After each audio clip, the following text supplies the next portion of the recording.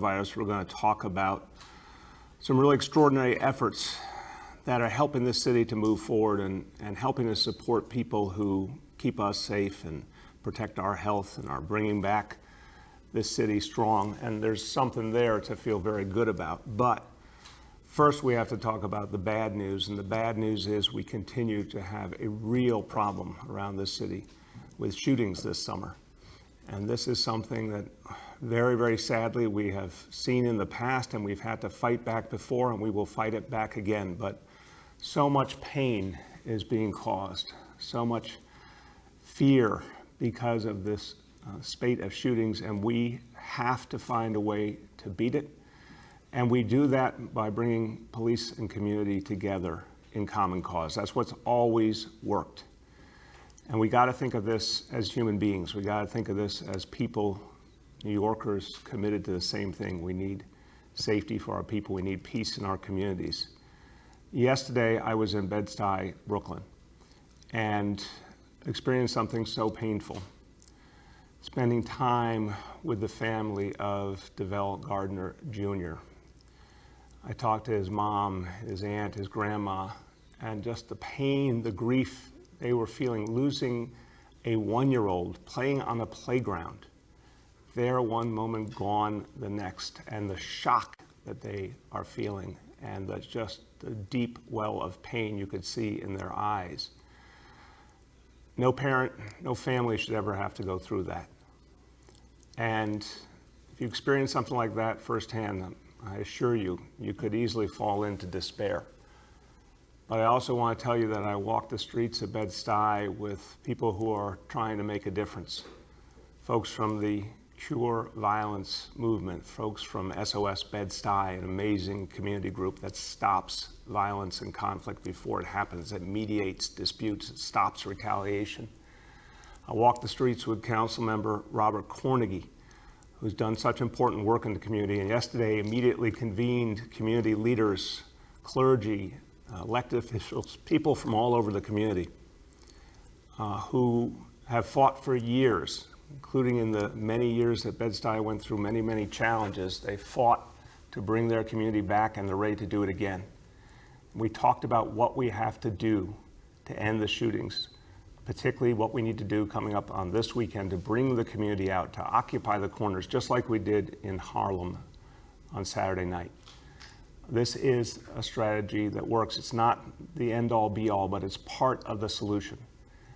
And Bed-Stuy is a strong and proud community, and people will come out to take back their neighborhood, and people will do that all over this city. And that's how we turn this tide. Communities and police together in common cause. So as we proceed in the days and weeks ahead, let's think of DeVell. Let's hold his memory dear. Let's think of his family. Let's pray for them. But let's also take this tragedy as a signal to us all that we have to go deeper. We have to work harder to overcome whatever divisions exist and make our communities safe again. Now, as I said, even while we're dealing with this real challenge, we continue the fight against the coronavirus, and this city has been nothing but heroic in fighting back against this disease. I'll go over the healthcare indicators in a few moments, but I can tell you again, it's a very good day, and we continue to make progress because of all the efforts of you, so many New Yorkers who are doing so much. And we have to be there for New Yorkers in this moment, the people who serve us, the people who are doing so much to bring back the jobs and livelihoods of folks in the city. It is so hard to make sense of what we're going through, but remember, it's not only the worst healthcare crisis in a century, it's the worst economic crisis in 90 years since the Great Depression. That's what we're dealing with right now. And there just aren't enough resources to go around to help people. We've got to find more anywhere we can so that folks can get back on their feet. And that's where the good news comes in. The Mayor's Fund to Advance New York City has raised $54.5 million for COVID-19 emergency release. $54.5 million to help people move forward. Amazing response from so many people, over 9,000 donors, some big, some small, but all united by a desire to help New York City come back, to help our heroes who fought through the worst of this crisis, to get them food, to help the healthcare professionals, the first responders, everyone who was there for us, to get them the supplies, the things they needed, the care packages to show that we loved them and we needed them and we cared about them. And here to tell you more about this really extraordinary effort, this outpouring of love and support from New Yorkers, our First Lady, Chirlane McCray. Thank you, Bill. These dollars raised are a reflection of how much New Yorkers care, how much people want to help everyone who's suffering, everyone who's in pain. It's a huge accomplishment and a blessing for our COVID-19 Emergency Relief Fund to have raised $54.5 million. Toya Williford, the Executive Director of the Mayor's Fund, and the entire Mayor's Fund team have been working incredibly hard for months now to raise and process these funds. The real headline, though, is where these funds are being directed: to feed health workers, to save businesses, aid immigrants, and support our youth. Before I introduce the other speakers who will provide more detail, I'd like to highlight two important programs the Mayor's Fund has helped to fund and coordinate. The first is the Restaurant Revitalization Program, which will initially benefit 100 local restaurants by providing up to $30,000 to bring back approximately 1,000 displaced workers at $20 per hour plus tips. In Spanish, quiero mencionar algunos de nuestros programas más importantes que el Fondo del Alcalde ha reunido. Es el nuevo programa de revitalización de restaurantes que inicialmente beneficiará a 100 restaurantes locales, proporcionando 30,000 para traer aproximadamente 1,000 trabajadores desplazados a $20 por hora más propinas. Neighborhood restaurants are a priority because they're social and economic anchors. They provide meals, employment, and they're places where families gather for celebrations. After months of little to no business, these restaurant owners and their employees are hurting. Last week, I had an opportunity to visit one of these struggling establishments, the Scion Cafe. And what a neighborhood treasure. It has a long history of service in the neighborhood. And as I walked through the door and saw the wonderful Ethiopian art and sat in the back garden, I felt totally at home. I had the vegetarian platter, and the food was terrific. After all the tribulations they've been through, it was wonderful to be there with the owner and founder, BJ, and her husband, Padmore, and the whole staff. And as BJ said, the Restaurant Revitalization Program is a win-win for all and restarts a virtuous cycle for the community. Restaurant jobs at higher wages lead to families getting more support, more spending in the neighborhood, and a faster recovery for everyone in the community. But I'd like everyone to hear directly from BJ about what this program has meant for her and for her community. BJ? Thank you for having me here. I'm very grateful to be part of this program, especially supporting small businesses such as women-owned business. This being, the initiative can address many issues, such as food insecurity, where we'll be able to provide food for essential workers. When you see throughout the pandemic, essential workers have been the engine of this economy. They've been risking their life to provide healthy food to the community members. So they deserve fair wage salaries in order to sustain themselves. And it's a great initiative where it will empower the community, where as a small-owned business, I'll be able to provide them with fair wages, yet they will be happy. As the First Lady mentioned, it's a win-win situation for all. It's about empowerment and community development. So this initiative I hope it's just the start. It will go for furthermore, and I encourage many small businesses to apply if they haven't done so. It basically it will create a better New York where for equitable, fair wages and empowering the community, as I said earlier. Another thing I wanted to say is this is a great steps that the city is taking care of the food insecurity, disparity. As at this moment, a lot of people don't know where's the next meal. With the ability to provide them with that, it will be great as well. And beside that, as well, the Fair Wages Initiative, it will create an equity in our community. I encourage and I hope it will come to a different level of initiative so we all can live in a sustainable and dignified way of living. Thank you. Excellent. Thank you, VJ. I'm sure your message and your remarkable story will inspire others as we move forward with phase 3 of the recovery. And I hope everyone notes that what we are doing is not about getting back to normal. The Restaurant Revitalization Program is helping businesses leap forward with new opportunities, new standards, and support for workers. It's with that same spirit that our city is creating microgrants for domestic violence survivors. Estamos invirtiendo dólares críticos en microsubvenciones para sobrevivientes de violencia doméstica y violencia de género. Esta iniciativa ayudará a mitigar los desafíos de seguridad económicos y de vivienda exacerbados por COVID-19. Domestic violence is too often minimized or ignored, and the pandemic has brought new horrors for those who shelter in place with an abusive partner. Violence inside the home has a devastating and long-term effect on children and families for generations. These microgrants will help mitigate some of the safety, economic, and housing challenges exacerbated by COVID-19.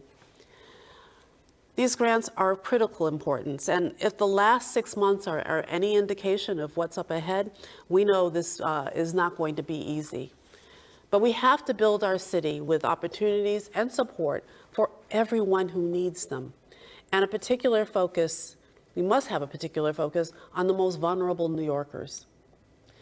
In Spanish, debemos construir la ciudad de que siempre debimos haber sido, con oportunidades para todos los que los necesitan y enfoque particular en los neoyorquinos más vulnerables. For more about these and other announcements, we're now going to hear from Toya Williford, our hardworking and never daunted by a challenge executive director of the Mayor's Fund. Toya? Thank you, Madam First Lady. The Mayor's Fund could not have achieved its goal of serving New Yorkers hit hardest by COVID-19 without the diverse cross-section of organizations and people who came together to support their neighbors, giving whatever they could afford to help New Yorkers weather one of the most challenging periods the city has ever seen. Their donations made vital programming possible for our city's most vulnerable communities. Programs like the Immigrant Emergency Relief Fund, which has so far provided 13,000 households across 180 zip codes, representing 41,000 New Yorkers with one-time emergency financial relief. Programs like the Summer Youth Employment Summer Bridge Program, for which we raise millions of dollars from the philanthropic community to add to the tens of millions in public dollars invested to ensure that 35,000 young people received online career exploration support, project-based learning programming, and most importantly, stipends. I'm happy to say that the program will start in just 2 weeks.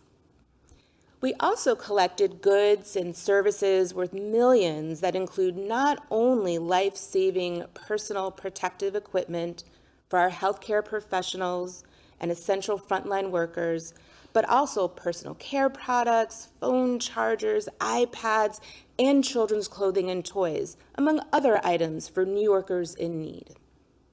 And finally, and most humbly, we received cash donations from more than 9,000 individuals across the country who, despite facing a national economic crisis, gave donations ranging from $5 to $5,000. No relief effort in the history of this administration has ever seen this level of grassroots support. We've come a long way since March, but we're not finished yet. The Mayor's Fund is committed to our mission to ensure a fair and equitable recovery for all New Yorkers. Thank you. Thank you so much, Toya. Thank you, Toya, and everyone at the Mayor's Fund. It's been an extraordinary effort and a labor of love, and you guys have done a great job. To our special guest, BJ, thank you for joining us, and thank you for the wonderful work you do in the community. And of course, Charlene, thank you for leading the way and inspiring these efforts. And you can see a lot of people are coming together to help New York City move forward. And it is, you could say, endless need on the one hand, but there's also endless desire to help. So whether it's folks helping our small business owners back on their feet, or going out and buying things from their local store to help them come back, whether it's the efforts to help our immigrant brothers and sisters that you heard Toya talk about, all the work for our healthcare heroes that happened in March and April, and we need to continue to honor our healthcare heroes. There is so much desire to help in the city in so many ways. So thank you to everyone who supported the Mayor's Fund, and that help continues to be needed as we fight back. And talking about fighting back, let's look at our daily indicators. And again, today, very good news, continued progress in this city, thanks to all of you. Indicator number one, daily number of people admitted to hospitals for suspected COVID-19. Threshold is 200. Today's report, 46. Number two, daily number of people in health and hospitals, ICUs, threshold of 375. Today's report, 294. And percentage of people testing citywide positive for COVID-19, threshold 15% today, once again 2%. So that's really good to see. We continue at that really low level. Congratulations, everyone. A few words in Spanish. Hoy anunciamos que hemos recaudado más de 50 millones de dólares para combatir al virus. Este dinero ayudará a los más afectados por esta crisis, especialmente nuestros trabajadores esenciales, inmigrantes y pequeños negocios. Muchos neoyorquinos han trabajado duro para cuidar a esta ciudad y ahora tenemos que cuidarlos a ellos. With that, we turn to our colleagues in the media. Please let me know the name and outlet of each journalist.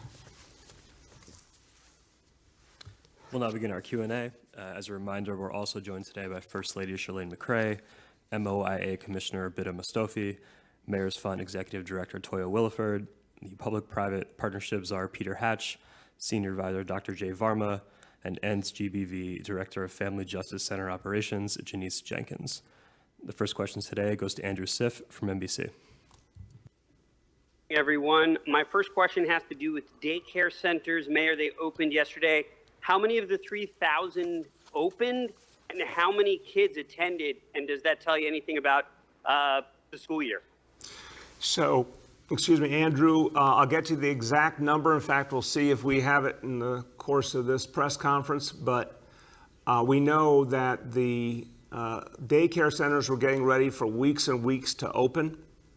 And they were going through a detailed process with Department of Health. So they knew the potential was there. They were getting ready. From what I've heard, a lot ready to move immediately or very soon. We'll get you that number. But I want to also emphasize that is one piece of the child care equation. And we're going to be doing more in the coming days to build out child care in this city and ensure that parents have maximum options. I'll have more to say on that in the next couple of days. Question has to do with schools. Yesterday, Governor Cuomo said that the threshold for a green light is actually 5% on the positive testing. Your daily metrics has it at 15% overall. I'm wondering if you agree with the state standard of 5% and whether you think that is indeed achievable by the August deadline for the governor. Look, I think one of the things that you've seen the state and city agree on is to be cautious. I mean, there's a reason why we have fought back from the worst of the coronavirus crisis, and it was because there was unity on being really careful and cautious. And so I think a standard that emphasizes safety is a smart standard. Right now, we've been well below that standard for weeks. I want to keep us there. And it really depends on everyone doing their share, wearing those face coverings and keeping the distance and really being smart about this disease. So I am very hopeful that based on that standard that we're going to be ready in September. The next question is from Matt Chase at Newsday. Hey, good morning, Mr. Mayor. Hey, Matt. How you doing? Good, man. What would you say to a young person in the suburbs who's reluctant to move to the city due to coronavirus and all that's going on? It's a great question, Matt, and I would say look at the history of New York City, how it has fought back from literally every major crisis and gotten stronger. Whether you go way, way back to the Great Depression or whether you look at 9/11 or the Great Recession or Hurricane Sandy, I mean, New York City has a clear history of fighting back and literally becoming a better, fairer place. And we intend to do a lot in the next year and a half to ensure that. So I think this is going to be a place where big, important things are happening, where the community is coming together to make the city better. I also would note the obvious, Matt. You know, there were people who were putting us down around the country back in March and April. But as I said, quoting scripture, the first shall be last and the last shall be first. You know, when you look at where we were and how far we've come, now we're not out of the woods yet, we have more to do, but clearly the people of this city have shown tremendous discipline, tremendous sense of teamwork and unity. People have helped each other. I mean, what a place of compassion that people have helped each other to come back. You go around the city, you see stores opening, you see the outdoor dining, you see, you know, the youth programs coming back. I mean, it's inspiring. So I think this is going to be a place where, in fact, there's the most prospects going forward because we've handled things the right way. We have an incredible healthcare community that's done such great work. I would argue, in fact, this is the place you want to be for the future. And secondly, to what extent is there greater homelessness among youth on the LGBTQ spectrum in the pandemic? And what is the city doing to address the problem? I'm really worried about that problem, Matt. Something I've worked on, Charlene's worked on for years now, was recognizing the LGBT youth, homeless and runaway youth who have been put through so much, a lot of them kicked out of their homes by their own families, which it just disgusts me that that would ever happen, but it does. So we've been expanding shelter capacity for years. And what we found is the more we make opportunity available to protect people, that folks come in off the streets and take that help.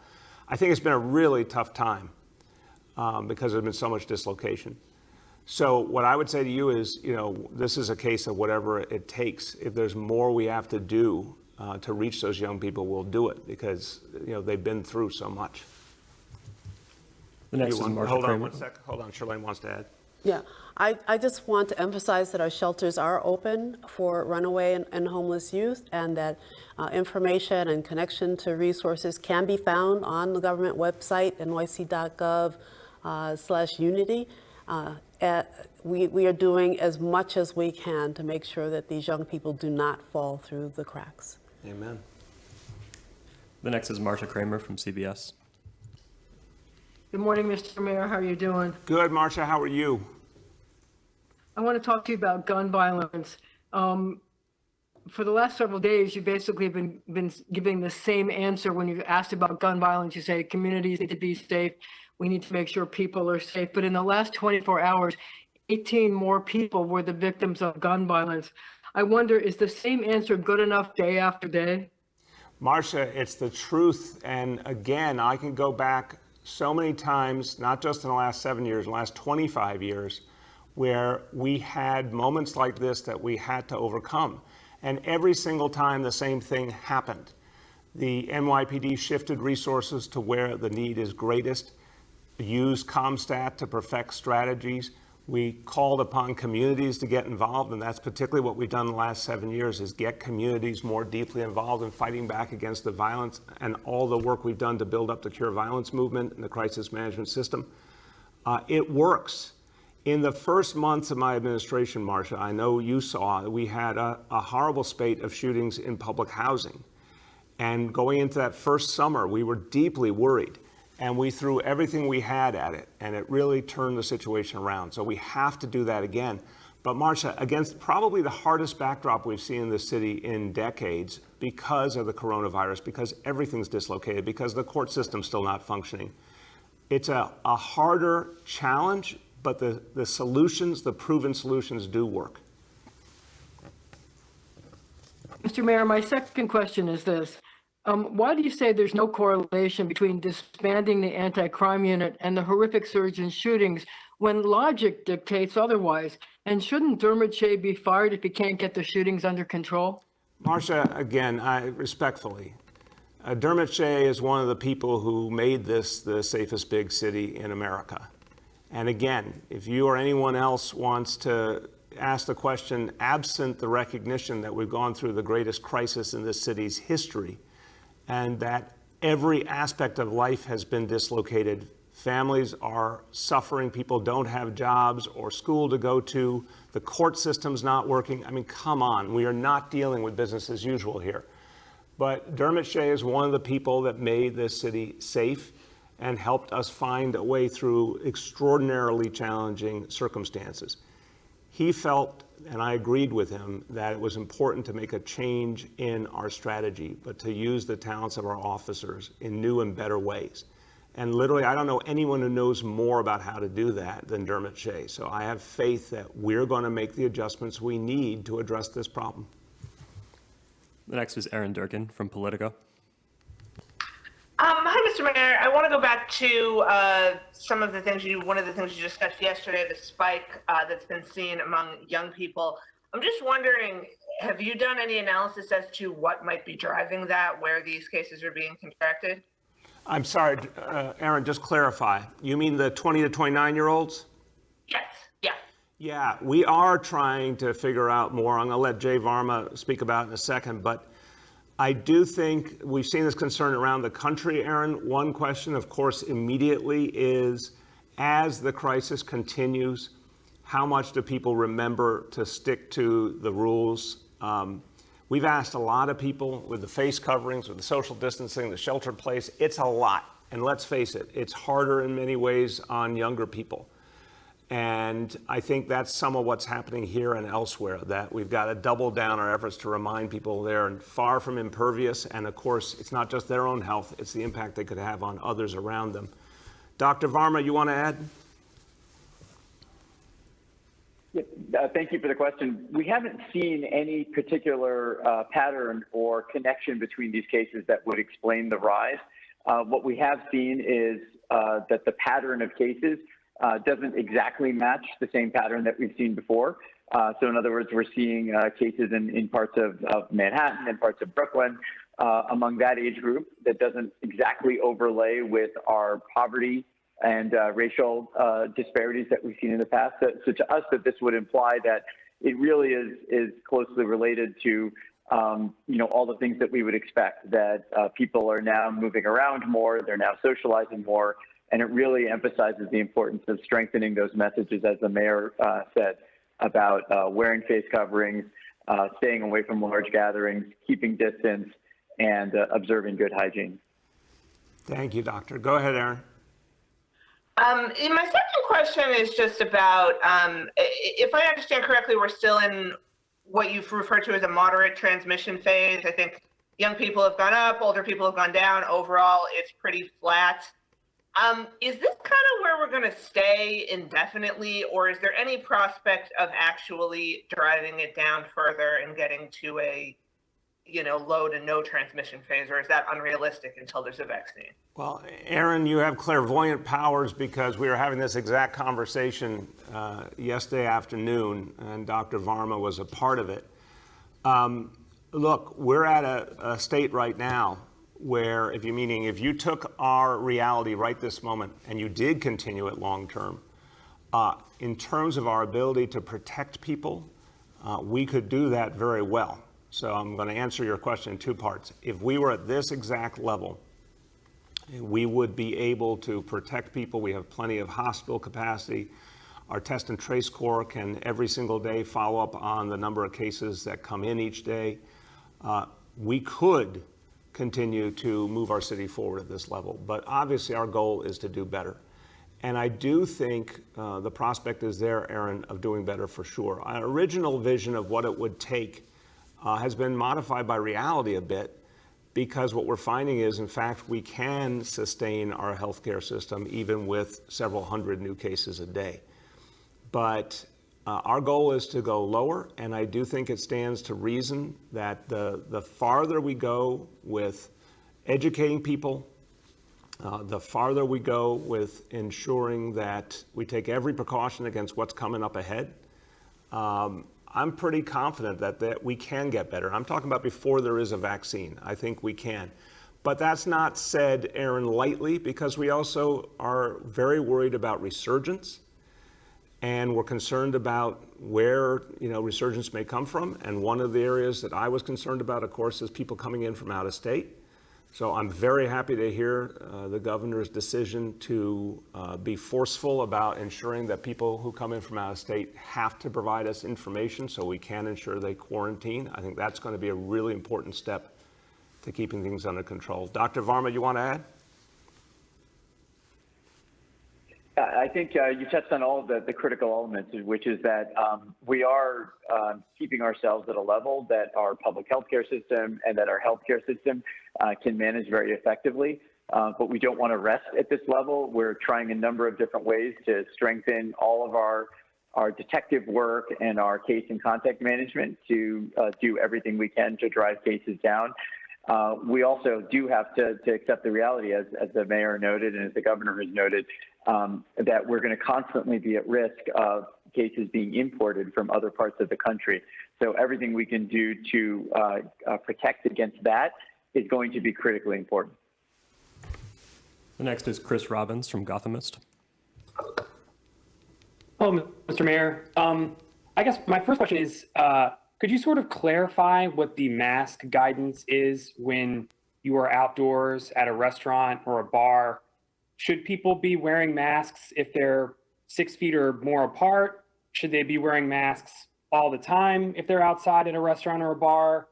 What are the basic rules of thumb for that sort of behavior, just to spell it out really clearly? Yeah, thank you, Chris. It's a great question. And just as I turn to Dr. Varma, a reminder, we've said from day one with face coverings, when you're talking about the group of people you live in the same household with, that's different because you're already in such direct contact. So if you're sitting at a restaurant outdoors with the people you live in the same household with, that's different than if you're with folks you're meeting up with who you don't normally come in contact with. So Dr. Varma will answer. I also want to emphasize what we said yesterday. When indoors, please, everyone, if there's anyone around, anyone you might come in contact with, keep that face covering on just on a regular basis, because we know it's hard to always judge whether you're 6 feet away or whether someone's going to be in close contact with you or not. So we are emphasizing now, take it up one more notch of safety and keep that face covering on indoors whenever anyone's around. But Dr. Varma, to the outdoor bar restaurant question.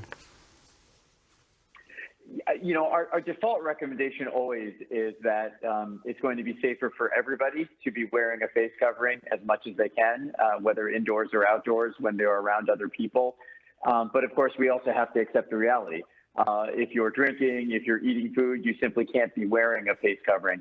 So that's why the critical thing is to be, if you're with your family members, then of course there's no reason to be wearing a face covering because you're spending time with them indoors normally elsewhere. If you're with friends or people you don't normally socialize with, we're trying to keep those gatherings as small as possible. So we have to accept the reality that when people are sitting at a table, it's not practical for them to be wearing face coverings. But we do, of course, want to encourage people to be using them as much as possible when they're in any situation where they're not surrounded by their immediate friends and family. Go ahead, Chris. Thanks. Second question for you. An MTA executive said yesterday that congestion pricing has been delayed at least a year from when it was supposed to start at the beginning of 2021. Given the city's reliance on outdoor spaces, given some people's reluctance to go back to taking mass transit, given that more and more people are going back to work, what specifically is the city doing to limit the number of private automobiles in New York City, especially in Manhattan? Are you looking at HOV restrictions? Are you looking at other sort of restrictions that were put in place? I know HOV restrictions were in place after September 11th, but could you talk about what specifically the city's plan is if congestion is only going to, or is projected to keep growing, but we can't have congestion pricing? Yeah, so it's a very good question, Chris. First of all, again, I want to see progress on congestion pricing. It was something we all worked on for a long time. It was something, as you know, I had qualms and concerns about, but we got to a really good plan basically a year and a half ago now, and I want to see it move forward. So we've all seen massive dislocation here, but I'm going to work with the state and the MTA to make sure that we do move it forward as quickly as possible, because we need it also for the future of the MTA and its ability to continue to support itself. But look, we're going to look at different alternatives. I certainly agree with you. The HOV lanes can be very helpful, so we're going to look at all sorts of alternatives. But what I mentioned last week, we are seeing actually more of an increase in mass transit ridership than we are seeing cars coming in to Manhattan using the measure of the East River bridges and the Harlem River bridges. So that's interesting to me. I think you're right to say a lot of folks are not going to be comfortable with mass transit right away, but I also think the real question is, of those coming in, how many are choosing mass transit? And I'm actually impressed by what I'm seeing, because people, I think, know that the subways and buses are being kept clean and real precautions are being taken and the face coverings are being provided. So I do not necessarily see people choosing cars in much greater numbers over mass transit. But you're right that we better be ready for every eventuality, so we're certainly going to look at HOV lanes, among other things. The next is Gersh from Streets Blog. That's good you called on me just then, because I was actually going to follow up on Chris's question about the congestion pricing delay.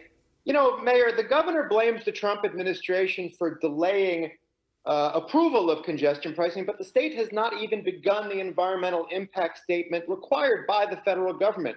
So I would ask you, Mr. Mayor, as someone who obviously knows the politics and speaks to people involved, who is to blame here? Gersh, I don't want to cast blame because I need to get more facts on exactly what's happened, but we need to move it forward. And I also will remind everyone, without any presumption, I will just state a fact. There is an election in 4 months. And so the fact that things could change very soon in terms of the federal government's views on congestion pricing and the federal government's willingness to help New York City, we got to keep that in the front of our minds. But I want to get a better look at the situation to understand how we move it forward. That's what matters most. Go ahead. My follow-up, I'm sorry, Mr. Mayor, that doesn't really speak for itself, because if you don't want to cast blame, that's fine. The state has not begun its environmental impact statement. Are you urging the governor to start the environmental impact statement required by the federal government? So, Gersh, again, I want to get the full facts on why they're doing what they're doing, but what I want to make sure happens is that congestion pricing moves forward as quickly as possible, and I'll have more to say after I get more information on the current state of play. We have time for 2 more today. The next is Mark Morales from CNN. Hey, everybody. How you doing today? Hey, Mark. How's it going? Good. I had a couple of questions. The first is the NYPD still partnering with the FBI to do big gang and gun takedowns? And if not, why not? Yeah, Mark, last I have heard, that continued that effort continues. I mean, we have a close working relationship with the FBI in fighting terrorism and dealing with gang issues, a whole host of things. I haven't heard anything having changed about that. And the second question I had was, is there any move or any plans in place to do something that's maybe not quite like anti-crime, but putting more plainclothes officers out, almost like the same function that like anti-crime used to do? Is there anything even close to that, or any other measures that are going to be implemented now? Mark, again, I want to make sure we are clear that the phrase, the name of the unit is anti-crime. All NYPD officers are involved in anti-crime. That's the nature of the work. And that unit is hundreds of people in a force of 36,000. And the fact is that there are numerous efforts being made to stop violence, including stopping the supply of guns to begin with. And that is something that we work on, the city works on with our federal partners.